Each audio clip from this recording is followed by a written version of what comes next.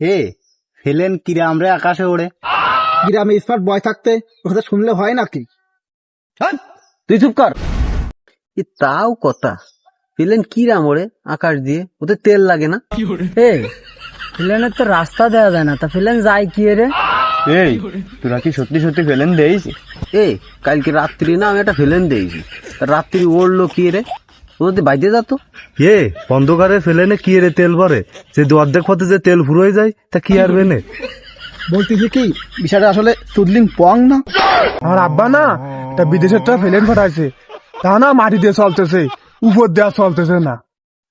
আমায় গিয়ে বাড়ির পর না প্রত্যেক দিন একটা ফেলেন যায়, আমি প্রত্যেক দিন ফেলেন দেই। এবার যা ফেলেন যাত্রী দেখবো না, ওই ফেলেন আমি বাঁশ দেখে আবো, বাঁশ দেখে বাঁশ ভাই আমি উঠবো, উঠে ফেলেন পর্যবেক্ষণ করব। ওই ফেলেন যদি আমার পর্যবেক্ষণ করতে না দে, তো ওই ফেলেনের ওই ড্রাইভার আছে না, ওই ড্রাইভার আমি ঠ্যাং ধরে আসাবো, আমার তো চেনে না। তুই যখন ফেলেন ঠেকাতে যাস ওই সময় আমাকে একটু নিয়ে যাস। বলছি কি ভাইয়া, যে বাসটা লাগবে, আমার কাছে বারধার আছে, ওই বাসটা আমি দিবানি, টেনশন করে না।